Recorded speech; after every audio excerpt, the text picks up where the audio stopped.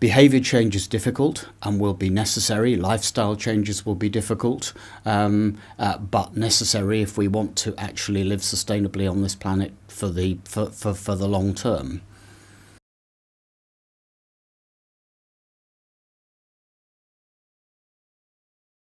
In answer to the question, why should you base a conservation initiative in a business school, the innovation, the entrepreneurship, the new ideas generated in a business school to helping solve, if you like, the biodiversity crisis or the natural capital crisis, the loss of biodiversity globally, unsustainable use of it, this is a very good place to be for addressing those sorts of issues and bringing new ideas to the table, together with what's going on elsewhere amongst the wider conservation community. What we mean by natural capital is the living natural resources, the birds and bees, the flowers, the plants, the microorganisms, so the living systems on our planet. And that includes genetic resources, it includes species from, as I say, microorganisms up to pandas and tigers and trees, but it also includes the ecosystems that are made up of those species and genes, so tropical forests, coral reefs, that sort of thing. And all of those systems, which is what we really mean by natural capital, provide incredibly valuable, both in economic and social terms, services and goods that we rely on, like clean water, timber, fibres and fuel, new ways in which we might combat diseases, new varieties of foodstuffs that could be invaluable for crop production and animal husbandry and so on. And it goes on and on and on. And at the moment, we basically take those services and goods for granted. We don't pay for them because they're global public goods, if you like, and we are depleting them at rates that will eventually mean the planet doesn't have enough of them for us to survive. It is possible to put values on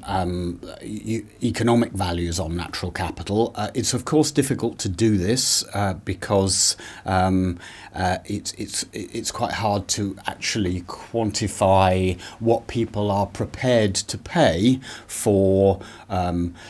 forests or wetlands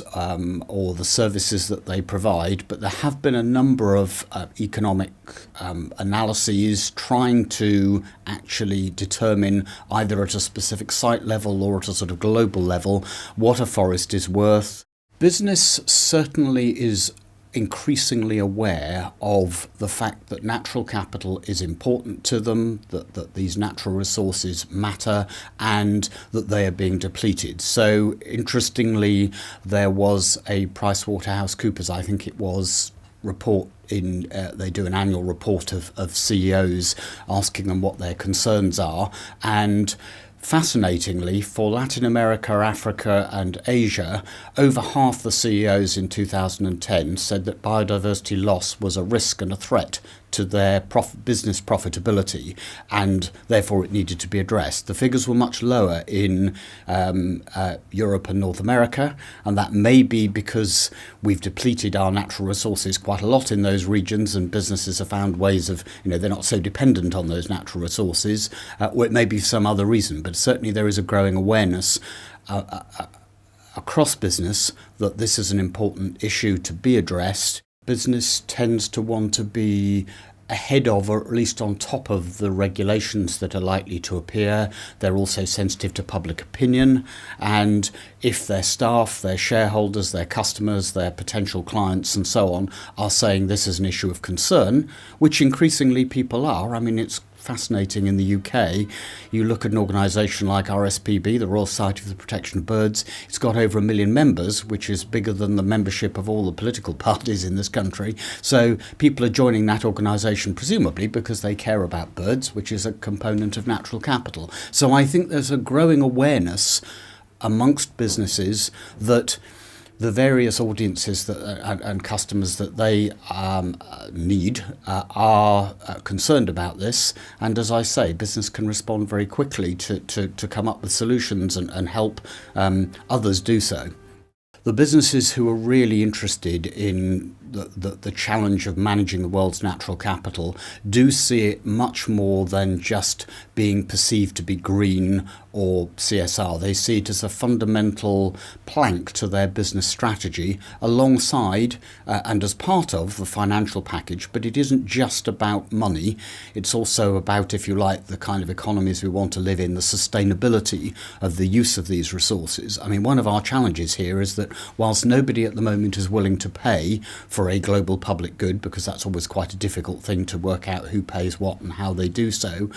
I know that businesses recognise that if we go on using these natural resources in unsustainable ways, these living resources, we will deplete them to the point where their business and our lifestyle will no longer be possible. There are a number of businesses that are certainly helping to identify what the value of ecosystem services and natural capital are. And there are also, quite excitingly, businesses that are saying they feel their own activity should result in a net gain for biodiversity or natural capital. So Rio Tinto, for example, have recently published a biodiversity strategy where they say they want to make sure that their business activities not just have no detrimental effect on the world's natural capital, but actually have a positive effect. So clearly some of their activities at particular places will be detrimental, so they want to try and restore that loss and add to it, either by offsetting in some other way, by protecting another part of the environment that might be threatened, or indeed through the restoration make it as good or better than it was beforehand. The CEOs in developing or emerging economies, the CEOs of businesses, are certainly much more aware than they are actually in Europe, for example, of the importance of understanding the values of natural capital and then managing them appropriately. We also find that as there is a growing professional class of people across those nations, those people are concerned about the quality of life that natural capital provides for them, the opportunities for everything from sort of ecotourism to the resources that actually those living species provide for their businesses and so on. So I think it is changing the attitude towards this, and it's changing faster perhaps in emerging economies than anywhere else in the world, which is quite interesting, and that's perhaps a reflection on their rate of growth or their rate of change in the way they think about things too. One of the things that the Cambridge Conservation Initiative is doing is trying to bring together different conservation organisations. Cambridge happens to be a very big cluster of conservation organisations, together with different university departments that have expertise and knowledge in a range of disciplines, from the sort of social sciences and economics and management sciences through to the natural and physical sciences, bring those together to identify new solutions to the challenge of how we manage natural capital, how we value it both economically and socially and indeed politically, and then what we do with that knowledge in terms of managing it more sustainably in the future.